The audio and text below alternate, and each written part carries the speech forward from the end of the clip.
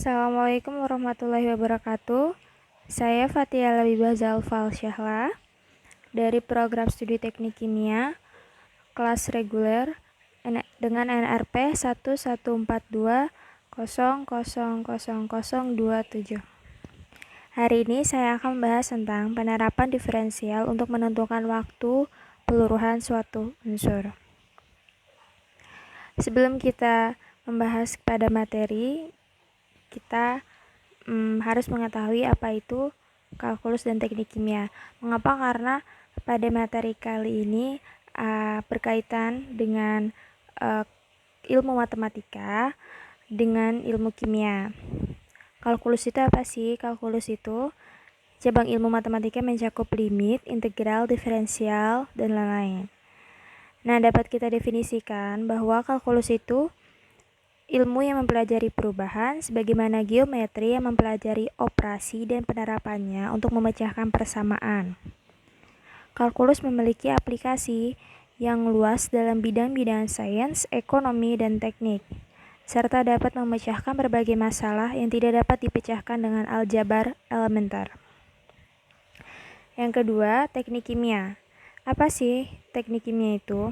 Teknik kimia adalah cabang ilmu teknik atau rekayasa yang menjadi pemprosesan bahan mentah menjadi barang yang lebih berguna, dapat berupa barang jadi atau barang setengah jadi. Nah, dalam prodi teknik kimia, kalkulus itu terdapat pada semester 1 dan semester 2. Mengapa? Karena kalkulus merupakan tools dalam mengikuti berbagai macam mata kuliah selanjutnya. Karena dari berbagai mata kuliah teknik kimia, terutama hitungan, itu tidak bisa lepas dari yang namanya kalkulus. Karena pada mata kuliah semester selanjutnya tidak lepas dari penggunaan diferensial dan integral.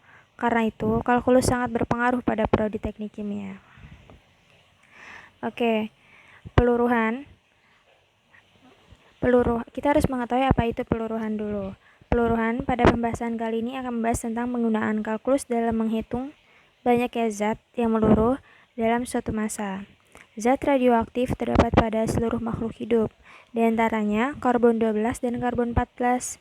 Saat makhluk hidup itu masih hidup, maka karbon 14 akan terus di-upgrade atau diperbarui dari zat karbon 14 yang tergandung dalam suatu unsur zat. Dapat ditentukan umur benda tersebut, dan ini dikenal dengan teori penanggalan radioaktif atau carbon dating yang ditemukan oleh J.W. Libby pada tahun 1950.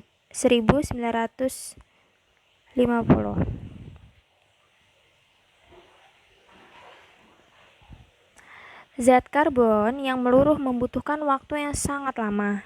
Dari satu satuan zat karbon 14 meluruh hingga menjadi separuhnya membutuhkan waktu 5.730 tahun.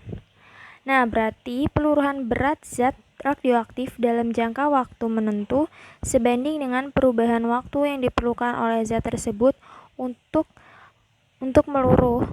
Secara matematis, Purcell menyatakan sebagai delta Y dibagi delta T sama dengan K dot Y. Peluruhan bermakna bahwa berat zat semula akan berkurang. Ini berarti terjadi perubahan berat zat yang dimaksud. Berubahnya zat radioaktif ini dalam jumlah yang sangat sedikit. Hampir-hampir tidak terjadi perubahan dalam waktu singkat, karena berkurangnya berat zat yang sangat sedikit. Begitupun dengan perubahan waktu.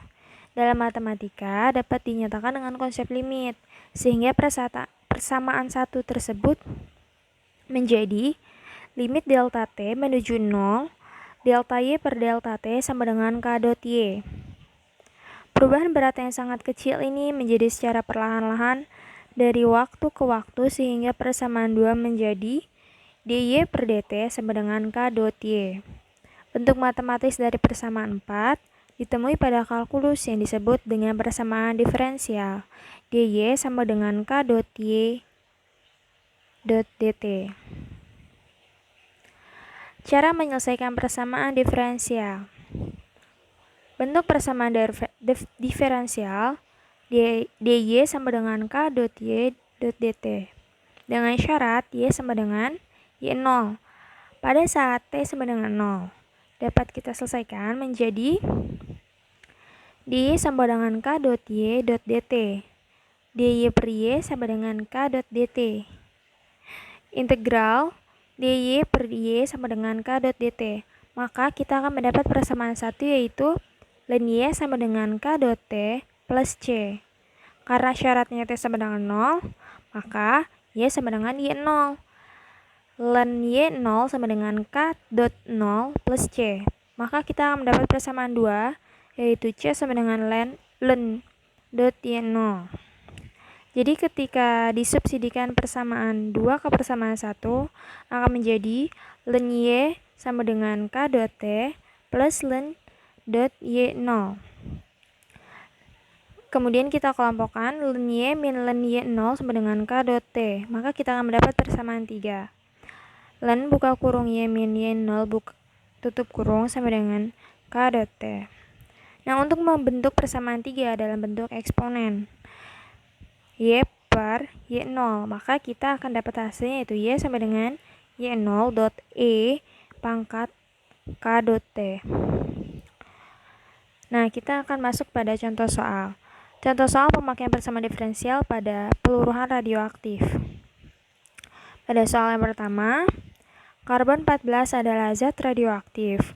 Waktu yang diperlukan agar zat itu tinggal separuh atau setengah umurnya adalah 5.570 tahun. Berapakah konstantanya?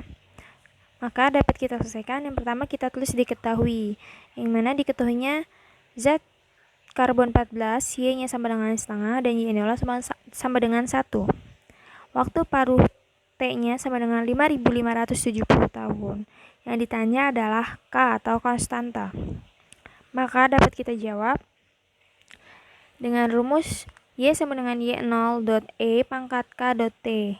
Kita masukkan Y-nya sama dengan setengah, Y0 sama dengan 1, dot E, K yang ditanya, dot T-nya 5.570. Maka ln setengah sama dengan ln E K dot 5.570.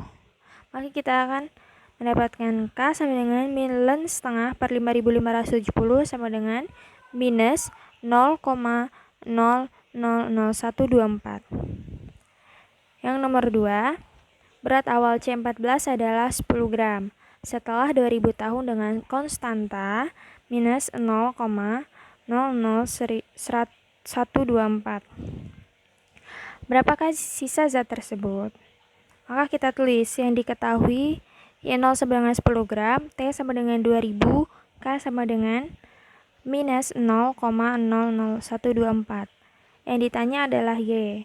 Maka dapat kita jawab dengan rumus Y sama dengan Y0 dot E pangkat K dot T.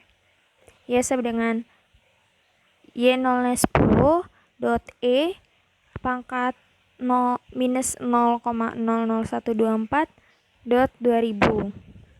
Y sama dengan 10 dot E pangkat minus 0,248. Maka kita dapat Y-nya sama dengan 7,80 gram. Nah, itu adalah zat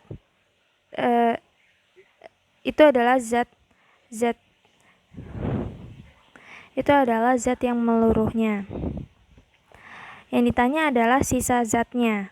Maka kita kurangkan antara zat awal dengan zat akhir.